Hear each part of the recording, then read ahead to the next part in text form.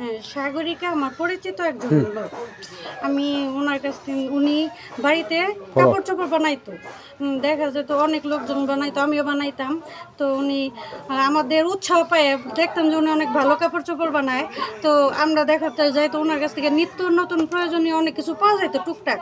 তারপরে আমাদের উৎসাহ বাড়াতে উনি আস্তে আস্তে একটা দোকান তৈরি করছে। সেখানে আমরা মহিলা মানুষ, আমরা যেহেতু সবসময় বাইরে যাইতে পারি না, তাই ওনাকে আমরা বলাতে উনি মানে আমাদের যা দরকার প্রয়োজনীয় সব কিছু উঠাইতো। উঠানোর পরে আমরা কাপড় চোপড় বানাইতাম। উনি অনেক ভালো কাপড় বানায় বা ওনার কাছে আমরা যা কিছু প্রয়োজন তাই পাই। দেখা যায় ওনার কাছ থেকে আমরা টুকটাক কাজও শিখি। আমিও ছোটোখাটো কিছু করি, ওনার কাছ থেকে শিখছি, শেখার চেষ্টা করছি।